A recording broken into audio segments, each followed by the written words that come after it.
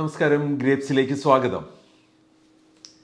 നമ്മുടെ കുഞ്ഞുമക്കൾ നമുക്ക് വളരെ പ്രിയപ്പെട്ടവരാണ്. നമുക്കെല്ലാവർക്കും അതെ. കുഞ്ഞുമക്കൾക്ക് ചെറിയൊരു അസ്വസ്ഥത വന്നാൽ പോലും നമ്മൾ അസ്വസ്ഥപ്പെടും, ടെൻഷനാവും, എന്ത് ചെയ്യണമെന്നറിയാതെ അങ്കലാപ്പിലാകും. കുഞ്ഞുങ്ങളുടെ ഫീവർ മുതിർന്നവരുടെ ഫീവറിനേക്കാൾ നമ്മളെ പലപ്പോഴും പ്രശ്നത്തിലാക്കാറുണ്ട്. കാരണം നമ്മൾ പല കാലഘട്ടങ്ങളിൽ പല തവണ അസുഖങ്ങൾ വന്ന് നമ്മുടെ ഇമ്മ്യൂൺ സിസ്റ്റം എങ്ങനെ പ്രതിപ്രവർത്തിക്കണമെന്നത് നല്ല പോലെ മനസ്സിലാക്കിയ ബോഡിയാണ്. എന്നാൽ കുഞ്ഞുങ്ങളിത് പരിചയപ്പെട്ടു വരുന്നതേ ഉള്ളൂ. സ്വാഭാവികമായ പല ഇൻഫെക്ഷൻസും കുഞ്ഞുങ്ങളുടെ ശരീരത്തിന് പുതുതായിരിക്കും. അപ്പം നമുക്ക് കുഞ്ഞിൻ്റെ ഒരു ഫീവർ, ഒരു ടെമ്പറേച്ചർ ഇൻക്രീസ് ഒക്കെ കാണുമ്പോൾ അത് ഡോക്ടറുടെ അടുത്തേക്ക് കൊണ്ടുപോകേണ്ട സാഹചര്യമാണോ അല്ലയോ എന്ന് എങ്ങനെയാണ് മനസ്സിലാക്കാൻ പറ്റുക? ഇത് ഓരോ സാഹചര്യത്തിലും വ്യത്യസ്തമായിരിക്കും. എന്നാലും കോമൺ ആയിട്ടൊന്ന് പറയാൻ ശ്രമിച്ചാൽ എങ്ങനെ ഇരിക്കും എന്നതാണ് ഇവിടെ നമ്മൾ ശ്രമിക്കുന്നത്. സ്വാഭാവികമായിട്ടും നമ്മുടെ ചെറിയ മക്കൾ, കുഞ്ഞുങ്ങൾ, അവർക്ക് ഫീവർ വന്ന് ടെമ്പറേച്ചർ കൂടുമ്പോൾ നമ്മൾ ആദ്യം ശ്രദ്ധിക്കേണ്ടത് അവർക്ക് നമ്മളുമായിട്ട് ഐ കോണ്ടാക്റ്റ് ക്രിയേറ്റ് ചെയ്യാൻ പറ്റുന്നുണ്ടോ എന്നാണ്. സ്റ്റേബിളായിട്ട് അവർ ലിക്വിഡ് ആയിട്ടുള്ള ഭക്ഷണ പദാർത്ഥങ്ങളെ സ്വീകരിക്കുന്നുണ്ടോ, അവർ നമ്മൾ ചേർത്ത് പിടിക്കുമ്പോൾ സ്വസ്ഥമായിരിക്കുന്നുണ്ടോ, എങ്കിൽ അവരുടെ ആ ഏതോ ഒരു ചെറിയ ഇൻഫെക്ഷൻ ശരീരത്തിൽ ഉണ്ടാകുകയും അല്ലെങ്കിൽ ഒരു പാത്തോജൻ അറ്റാക്ക് ഉണ്ടാകുകയും അവർ അതിനെ അതിജീവിക്കുകയും ചെയ്തുകൊണ്ടിരിക്കുകയാണ്. 1-2 കൂടിപ്പോയ 3 ദിവസം കൊണ്ട് ആ ഫീവർ മാറിക്കോളും. എന്നാൽ കുഞ്ഞിന് നമ്മളുമായിട്ട് എത്ര ശ്രമിച്ചിട്ടും ഐ കോണ്ടാക്റ്റിൽ എത്താൻ കഴിയുന്നില്ല, വൊമിറ്റ് ചെയ്യുന്നുണ്ട്, ഭക്ഷണം കഴിക്കാൻ കഴിയുന്നില്ല, ഓൾവേസ് ഇറിറ്റേറ്റഡ് ആയിട്ട് ആണ് ഇരിക്കുന്നത് എങ്കിൽ കുഞ്ഞിൻ്റെ ശരീരത്തിന് അപ്പോൾ സംഭവിച്ചിരിക്കുന്ന പ്രോബ്ലവുമായിട്ട് പൊരുത്തപ്പെടാൻ കഴിയുന്നില്ല. സ്വാഭാവികമായിട്ടും നമുക്കൊരു മെഡിക്കൽ അറ്റൻഷൻ ആവശ്യമാണ്.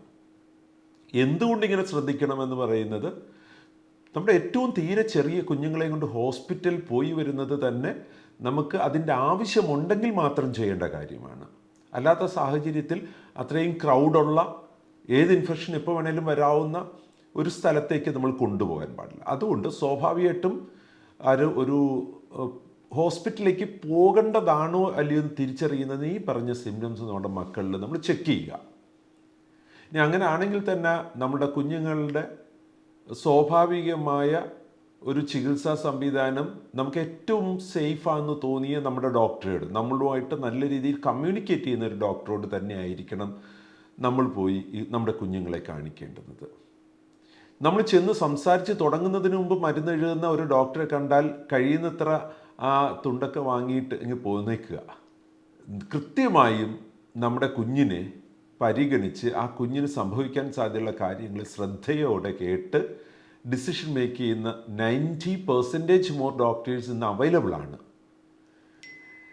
നമ്മൾ ചികിത്സ തുടരുന്ന ഹോസ്പിറ്റലിൽ ഗ്രേപ്സ് സോഫ്റ്റ്വെയറാണ് ഉപയോഗിക്കുന്നതെങ്കിൽ അതിൽ മെഡിസിൻ വൊക്കാബുലറിയും ട്രീറ്റ്മെൻറ്റ് സപ്പോർട്ടിംഗ് സിസ്റ്റംസും ഡിസിഷൻ മേക്കിംഗ് സപ്പോർട്ടിംഗ് സിസ്റ്റവും എനേബിൾഡ് ആണ്.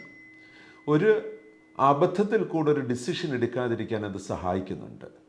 അതുപോലെ തന്നെ നമ്മൾ കഴിക്കുന്ന മരുന്നുകളുടെ ഫലങ്ങളെക്കുറിച്ചും പാർശ്വഫലങ്ങളെക്കുറിച്ചും നമ്മൾക്ക് തന്നെ അറിവ് തരുന്ന പേഷ്യൻ്റ് പോർട്ടൽ നമ്മുടെ ഹോസ്പിറ്റൽ മാനേജ്മെൻറ്റ് സോഫ്റ്റ്വെയറിൻ്റെ എക്സ്റ്റെൻഡഡ് ആയിട്ട് പേഷ്യൻ്റ് പോർട്ടൽ ആയിട്ട് നമുക്ക് അവൈലബിൾ ആണ്. നമ്മുടെ ഇലക്ട്രോണിക് മെഡിക്കൽ റെക്കോർഡ്സ് നമ്മളുമായിട്ട് ഷെയർഡാണ്. അത് അവൈലബിൾ ആകുന്നത് ജി ഹെൽത്ത് എന്ന് പറഞ്ഞ മൊബൈൽ ആപ്ലിക്കേഷൻ ആപ്പ് സ്റ്റോറിലുണ്ട്, പ്ലേ സ്റ്റോറിലുമുണ്ട്.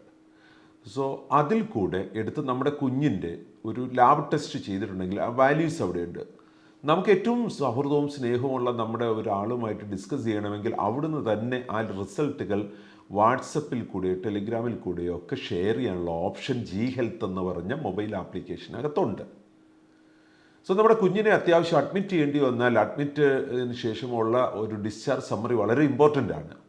അതും ഒരു PDF ഫോർമാറ്റിൽ തന്നെ നമുക്ക് നമ്മുടെ ഏറ്റവും പ്രിയപ്പെട്ട ഒരാളുമായിട്ട് ഡിസ്കസ് ചെയ്യാൻ വേണ്ടി ഷെയർ ചെയ്യത്തക്ക വിധത്തിൽ തന്നെ ജി ഹെൽത്ത് എന്ന് പറഞ്ഞ മൊബൈൽ ആപ്ലിക്കേഷനിൽ ഉണ്ടാവും. നമ്മുടെ ഹോസ്പിറ്റൽ വളരെ ട്രാൻസ്പെറൻ്റ് ആയിട്ടാണ് കാര്യങ്ങൾ ചെയ്യുന്നതെങ്കിൽ അവർ ജി ഹെൽത്ത് നിങ്ങളുടെ അടുത്ത് പ്രൊമോട്ട് ചെയ്യുന്നുണ്ടാവും, ഗ്രേപ്സ് ആണ് ഉപയോഗിക്കുന്നതെങ്കിൽ. അവർ ആ ജി ഹെൽത്ത് പ്രൊമോട്ട് ചെയ്യുന്ന ഒരു കാരണം കൊണ്ടാണ്. കാരണം നിങ്ങളുടെ ആരോഗ്യം അവരുടെ കൈകളിൽ സുരക്ഷിതമാണെന്ന് അവർ ഉറച്ചു വിശ്വസിക്കുന്നത് കൊണ്ടാണ്. സോ നമ്മളുടെ extended electronic medical records file G health നമുക്ക് ലോങ് റണ്ണിൽ നമ്മുടെ ആരോഗ്യം സംരക്ഷിക്കുന്നതിന് ഉപകാരപ്പെടുന്ന ഒരു സൊല്യൂഷനാണ്.